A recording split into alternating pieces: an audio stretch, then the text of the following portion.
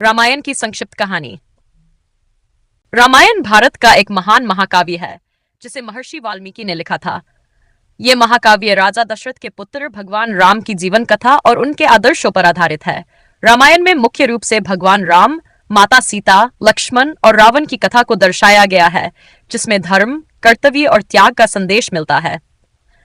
अयोध्या का राज्य कहानी की शुरुआत अयोध्या के राजा दशरथ से होती है, जिनके 4 पुत्र थे, राम, भरत, लक्ष्मण और शत्रुघ्न। राम सबसे बड़े पुत्र थे और राजा दशरथ की 3 रानियों में से कौशल्या के पुत्र थे। राम अपने चारों भाइयों में सबसे श्रेष्ठ और वीर थे।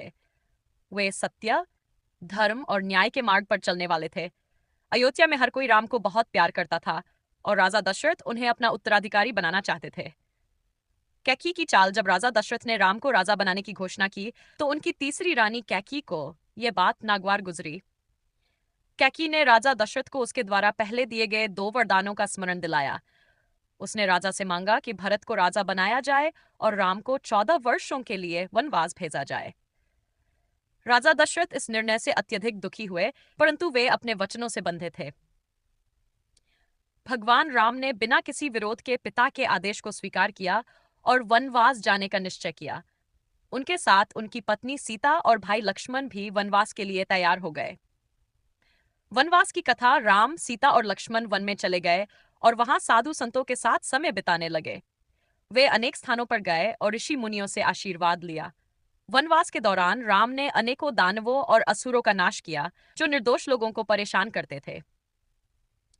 शूर्पणखा और रावण का प्रतिशोध। वनवास के दौरान राम और लक्ष्मण की भेंट शूर्पणखा से हुई, जो रावण की बहन थी।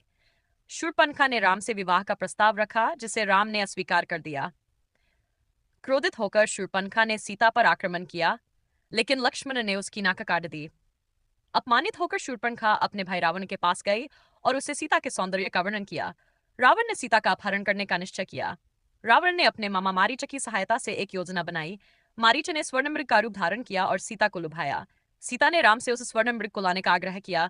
राम उसे पकड़ने के लिए गए और लक्ष्मण सीता को की रक्षा करने का आदेश दिया। जब राम मृग को मार रहे थे तो मारीच ने राम की आवाज में पुकार लगाई, जिससे सीता चिंतित हो गई और लक्ष्मण को राम की सहायता के लिए भेज दिया। लक्ष्मण के जाते ही रावण साधु का वेश धारण कर आया और सीता का अपहरण कर लंका ले गया। सीता की खोज। जब राम और लक्ष्मण वापस लौटे तो सीता को न पाकर वे अत्यंत चिंतित हो गए। उन्होंने सीता की खोज प्रारंभ की और रास्ते में उन्हें हनुमान और सुग्रीव मिले। हनुमान राम के परम भक्त थे और उन्होंने राम की सेवा में अपनी शक्तियों का उपयोग किया। हनुमान ने लंका में जाकर सीता को खोजा और उन्हें राम का संदेश दिया।